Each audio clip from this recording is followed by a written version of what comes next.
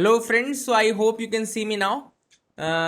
Basically this video I'm making for telling you about how to solve the test series. Test series is the most important part for your prelims examination.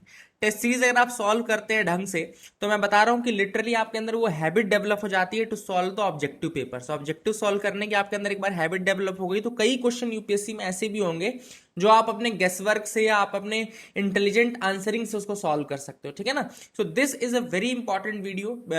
आपको मैं 2 से 3 point important बताऊंगा test series solve करते समय जो आपको दिमाग में रखना है। कई लोगों को टेस्ट सीरीज सॉल्व करने का फंडा नहीं पता है तो मैं आपको बताता हूँ। सबसे पहली चीज जो आपको दिमाग में रखनी है वो टेस्ट सीरीज जब आप सॉल्व करें, whenever you are solving a paper, test series जब सॉल्व करें, मेक श्योर दैट जो टाइमिंग है, जो टाइमिंग ऑफ टेस्ट सीरीज है, that should be equivalent to your UPSC timing.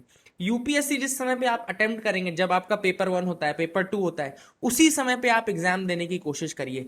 This will help you in setting your biological clock. सबसे important चीज है आपकी बायोलॉजिकल क्लॉक जो होगी वो इसके अकॉर्डिंग सेट हो जाएगी। तो यूपीएससी की टेस्ट सीरीज सॉल्व करने का सबसे बड़ा फंडा क्या होता है, कई लोग रात में टेस्ट सीरीज लगाने की कोशिश करते हैं, कई लोग रात में 3 बजे लगा रहे हैं, but that is not helpful.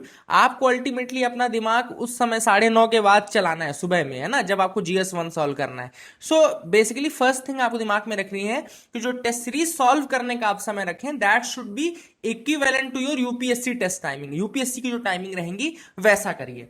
दूसरी चीज, test series are much more important for your main paper, इसलिए उनको सॉल्व करते समय solve them like real UPSC paper. तो एक इंपॉर्टेंट, कई लोग, मैं आपको बताता हूं, कई लोग क्या करते हैं, many people what they do is that they open the paper in one tab. एक टैब में पेपर ओपन कर लेते हैं, अगली टैब में आंसर ओपन कर लेते हैं, and then they start reading the questions. फिर वो क्वेश्चंस रीड करना शुरू कर देते हैं। इससे आप, बता रहा हूं, you are adding zero knowledge to yourself. अगर आप इस तरीके की चीजें कर रहे हैं तो बिल्कुल जीरो नॉलेज आपके में ऐड हो रहा है।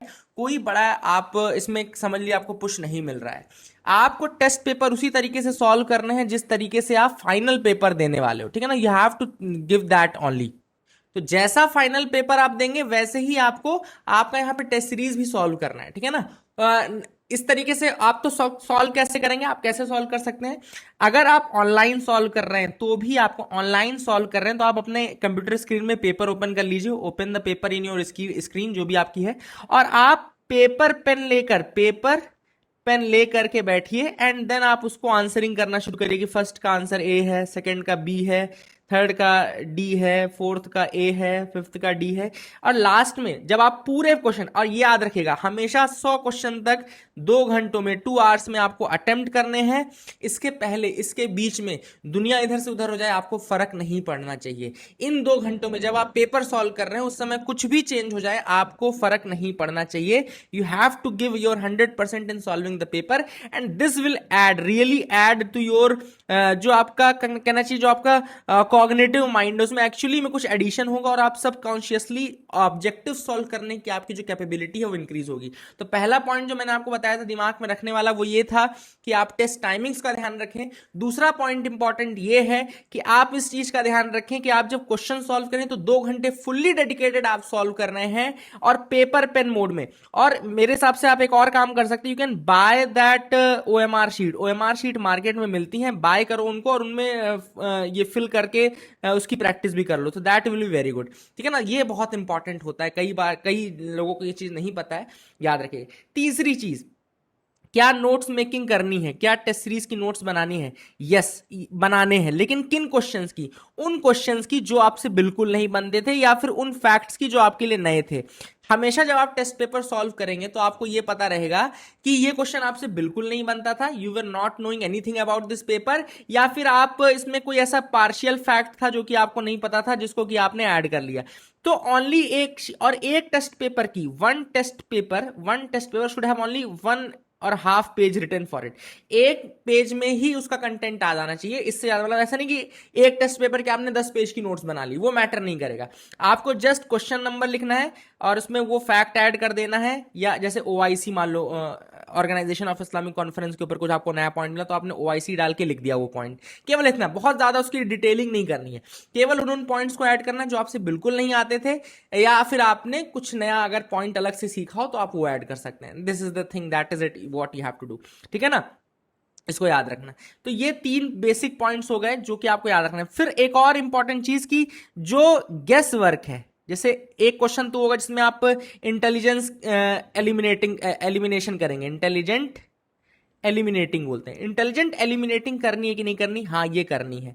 फॉर एग्जाम्पल अगर 3 स्टेटमेंट हैं बट 2 स्टेटमेंट आपने दिमाग में लगा लिया है, थर्ड स्टेटमेंट आप श्योर नहीं है, तो ऐसे क्वेश्चंस को अटेम्प्ट करना है। बट सपोज कोई ऐसा क्वेश्चन है, सपोज कोई ऐसा क्वेश्चन है कि what is the Truman doctrine. Now ऐसा क्वेश्चन है, व्हाट इज ट्रूमैन डॉक्ट्रिन। अब ए बी सी डी आपको 4 ऑप्शन दे दिए। अब आपने बिल्कुल ट्रूमैन डॉक्ट्रिन के बारे में पता ही नहीं, आपको ट्रूमैन के बारे में नहीं पता, ट्रूमैन डॉक्ट्रिन नहीं पता, तो आप क्या करेंगे, आपको ऐसे क्वेश्चन अटेम्प्ट नहीं करने हैं। क्या होता है, ये कहलाते हैं fancy questions, these are known as the fancy questions, ये कहलाते हैं फैंसी क्वेश्चंस। और फैंसी क्वेश्चंस क्या होता है, बहुत एक लाइन में खत्म हो जाते हैं या फिर वन वर्ड टाइप का इनका कुछ आंसर रहता है ना।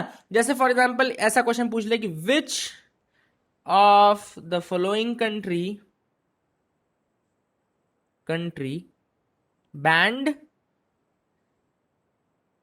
LGBTQ recently, ऐसा कोई क्वेश्चन आ जाए, ठीक है ना।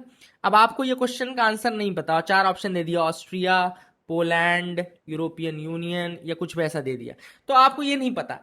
अब आपको क्या है, अट्रैक्ट बहुत करेगा ये, क्योंकि ये वन वर्ड आंसर है तो ये अट्रैक्ट करता है, लेकिन ऐसा क्वेश्चन आपको अटेम्प्ट नहीं करना है। ये जो आपकी अटेम्प्ट करने की जो अर्ज है, अगर आपने इसको टेस्ट सीरीज तक में दबा लिया, so that will prove very handy for your upcoming examination of your upcoming UPSC examination. तो I hope you will follow these basic pointers, और जब आप टेस्ट सीरीज रिवाइज करने बैठे, जैसे आप अगर आपका एग्जाम 10 दिन बाद है या 5 दिन बाद है, तो आप क्या कर सकते हैं, वो रिवाइज कर सकते हैं।